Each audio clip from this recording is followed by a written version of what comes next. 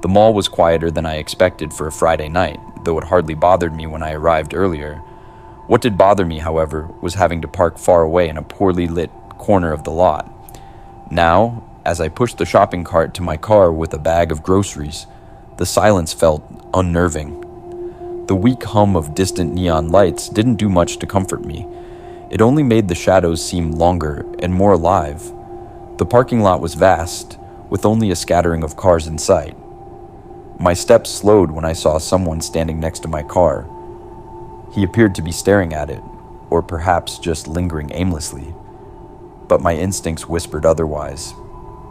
Tall and dressed in unremarkable clothing, he blended too well into the dim background as if he didn't want to be noticed. "Is this your car?" he asked as I approached. His voice was oddly even, almost rehearsed.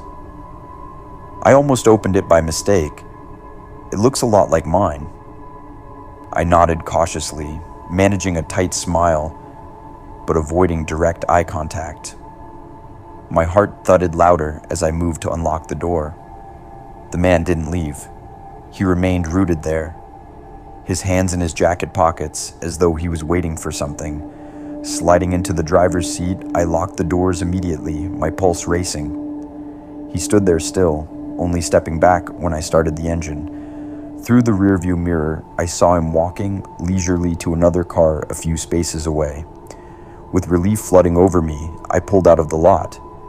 But moments later, as I glanced back again, that same car, a dark sedan, pulled out right behind me.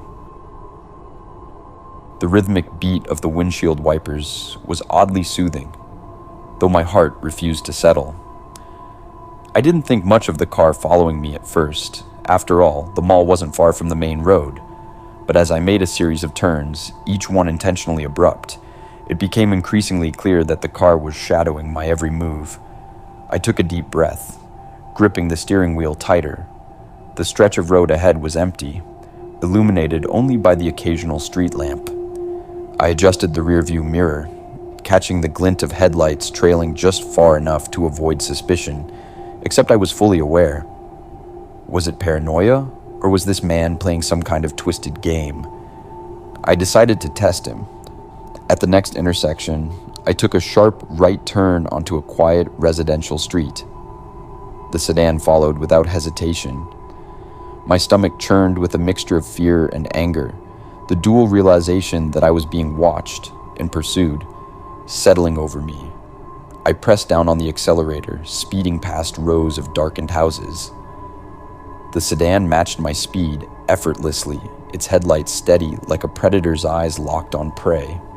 Each turn I took felt futile, the gaps between us narrowing as his intentions grew harder to ignore.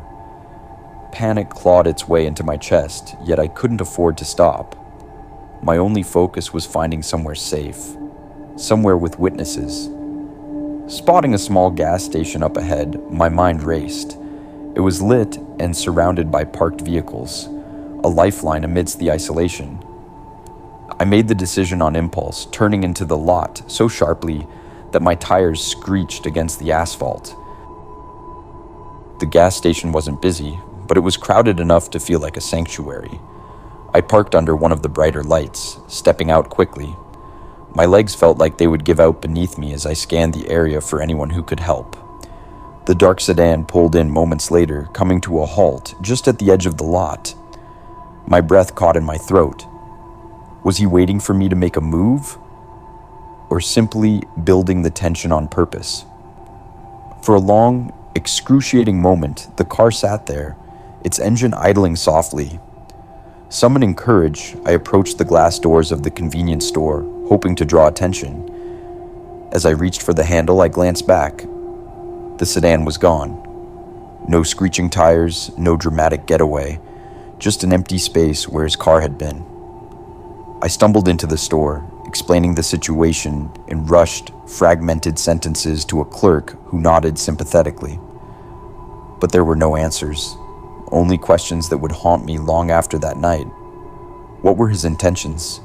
Did he truly mistake my car? Or had I walked into something darker, something planned? The gas station felt safer than the streets, but the fear stayed with me. The possibility that I might encounter him again lingered like a shadow I could never shake.